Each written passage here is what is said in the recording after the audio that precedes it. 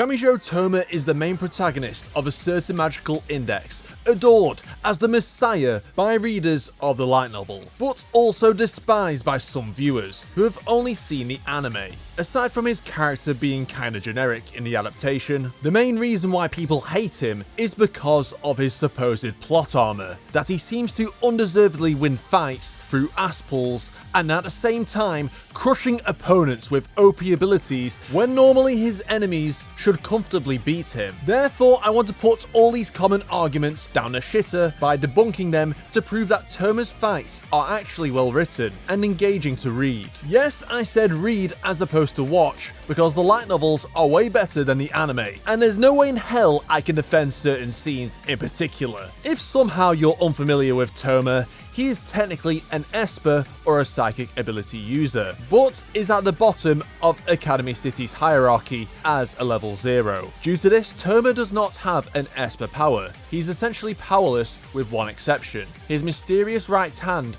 has an ability that neither belongs to magic or science, known as Imagine Breaker, which possesses the power to nullify other supernatural abilities. So basically, he acts as a Joker tier character, as despite his obvious weaknesses of not having superhuman strength or speed like other characters, he can still fight and defeat others stronger than him on paper due to Imagine Breaker being able to counter their attacks. He also has a number of hidden abilities, one of them being his precognition he gained from his experience in combat, which lets him anticipate incoming attacks, which explains how Touma is able to react to attacks which seemingly a normal human wouldn't be able to react to. Oh, and his right hand also has a lightning rod effect, which attracts incoming attacks towards it without needing for him to react. There are also his insane powers sealed within Imagine Breaker, which I'll get onto later. The author Kamachi Kazuma basically writes him as an underdog character who is usually limited as a one-trick pony, which may sound kinda lame on paper,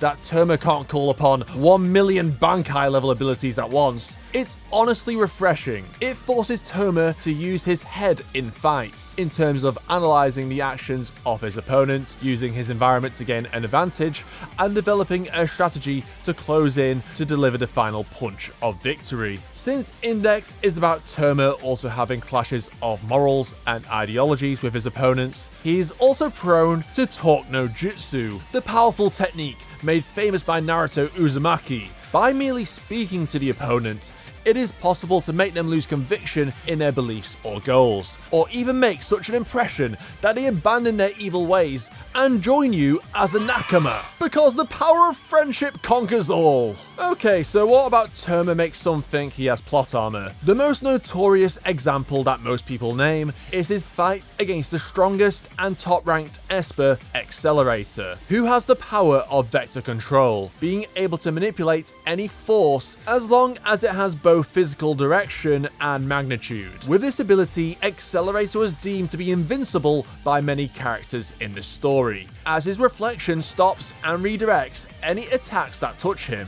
and his ability to kill instantly with one touch. But Touma still got the W against the odds. He dodged this, survived a dust explosion, and could even still get up after taking a drop from this height, and still avoided and finished off the mentally insane anorexic albino kid. Even Accelerator remarked moments before, "I know what it takes to break a person," and yet Touma must be built different or something. And that's just one example. How the hell did he defy the laws of physics to save Kuroko? Is he inhuman, or is this just bad writing? Okay, first I want to address something that applies not just to Touma, but Hamazura and even main protagonists outside of Index in every anime, movie, and TV show that has some level of threat. I don't care how skilled John Wick is, there is no way he knows the position of every guy around the corner on his way that's gonna kill him, or how he can continue fighting despite the insane amount of punishment he receives. To some extent, every protagonist has some degree of plot armor, except in a Kamiga kill. It just fluctuates depending on the character and series. So it's undeniable that Touma has some degree of plot armor, whether Index fans like it or not, myself included. But to be honest, it's not something that irks me. There is a passage in the Index light novel which mentions that Touma's inability to die may be due to bad luck. that ironically, the more he suffers through by living means it's a fate worse than death. But this isn't foolproof, as the logic behind his statement definitely has flaws, which I won't go into for spoiler reasons. I made a video about why Touma deservedly beat Accelerator due to him being a street fighter and Accelerator's own arrogance being his downfall. But when you isolate moments like the dust explosion, it sure makes you think, gee, for a guy who's meant to be unlucky, he sure doesn't have a problem with luck in fights. But I see it as raising the dangerous elements of the fights for mainly the rule of cool, willing to test the suspension of belief to an extent if it means more stakes or tension are added to the scene. But at the same time, while Touma surviving the dust explosion seems to be tempting fate, it's not out of the realms of impossibility, as he could have run the correct amount of distance to escape the main blast, or the blast itself maybe could be powerful enough to blow him away from it using some kind of anime physics, I don't know. As for the Kuroko incident, well, Misaka was actually using her magnetism on different objects for Touma to climb in the light novel, which makes hell of a lot more sense than whatever we were shown in the anime. Yep, I feel like the anime took creative liberties a bit too far when it comes to showing Touma performing ridiculous stunts. Another thing that wasn't in the light novel that triggers me more than anything are the stupid pillars that Touma and Fuyama are on, which effectively makes the fight a lot more boring because they can't exactly move much. And then Touma does a seemingly superhuman jump over to Fuyama's pillar without an issue.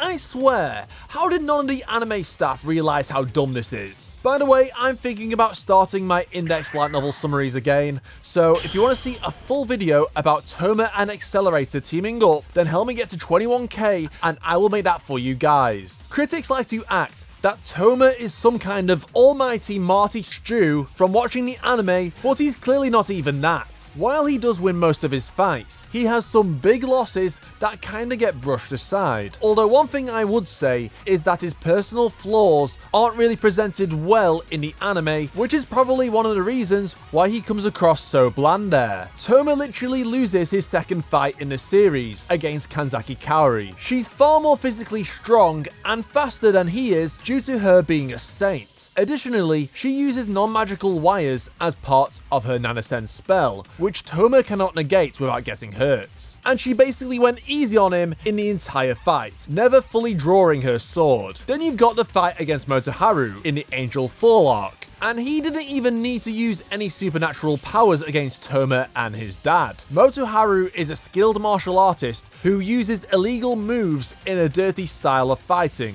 to quickly subdue his opponents. While Touma himself is a decent fighter, he's nowhere near as skilled as Motoharu, which is why he gets easily wrecked. And of course, there is Touma's loss to Aqua, where he got folded pretty goddamn quick, in a brutal fashion. There are other examples of Touma taking the L in the light novel, but I won't spoil it for those who haven't read it yet. Now that I think about it, why does no one from the magic side use a gun? This is an argument I've seen surface over the years in regards to how easily it would be for anyone with half a brain to defeat Touma. Well, most magic side members won't use modern firearms, simply because it would be an infringement of the Magic Science Treaty, where the two sides of the world agree not to copy each other's techniques or directly interfere with each other's affairs, as most magicians don't really use modern advanced tech unless they have permission from Academy City. The other reason being is that magicians are more comfortable and confident in their own capabilities with their spells, as that's what simply is convenient to them and what they have studied extensively to perfect in most cases. Plus, how they use their magic is also linked to their magic names, which represents their personal beliefs and ambitions carved into their very souls. So yeah, it's not because of plot armor from Touma that magicians don't use real firearms against him, although there have been characters who have used or tried to use guns against Touma, such as Lavinia Birdway with a flintlock pistol and a Gokusai Imoto with a Gatling gun. Another criticism of Touma, and what arguably makes him OP,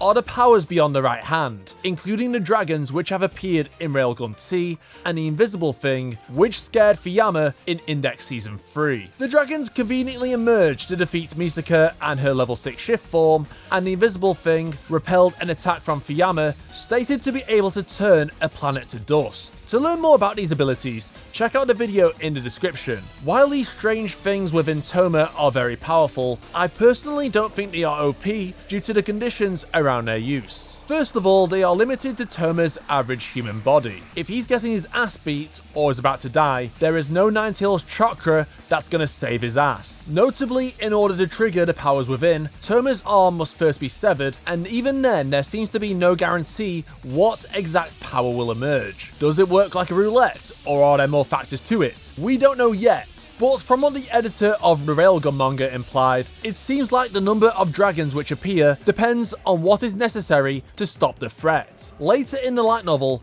we also see some limitations to some of the powers beyond the right hand, which definitely makes them feel more balanced in addition to their function as a hidden trap door within Touma. I'm aware it's tempting to list these abilities as Deus Ex Machinas, but Imagine Breaker has always been mysterious in nature. So how do you reveal something new about Imagine Breaker without it coming across as something pulled out the author's ass? Well, I think Kamachi does a great job at hinting that Touma's right hand and arm could be a seal for something within, which was confirmed in the World War III arc. While the first time we see the dragon is in the Deep Blood arc, Kamachi kept the mystery intact while also adding another element in its debut, which makes it much more interesting in terms of how it was written, while at the same time getting a payoff with the multiple dragons in Railgun T. If you've seen my video about this scene, you'll know that the first dragon was actually implied to be the result of Izard's Ars Magna, with his ability to turn his thoughts into reality. When he was panicking, he imagined Touma as a monster after severing his arm, therefore Touma's arm regrew in the form of a dragon. However, that was just a theory, and there were plenty of loose ends written in the text to imply that there is something very strange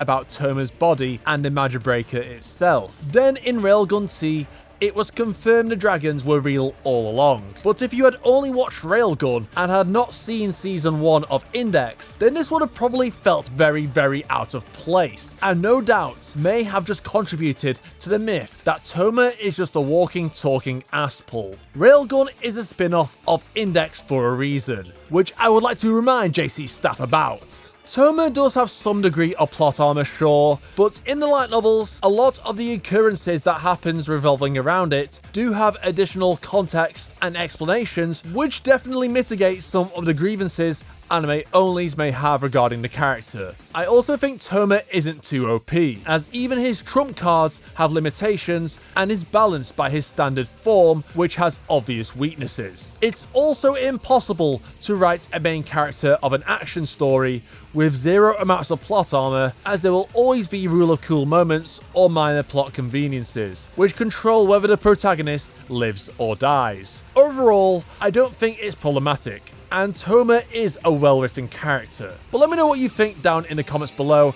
and if you enjoyed this video, check out more Touma content on screen right now.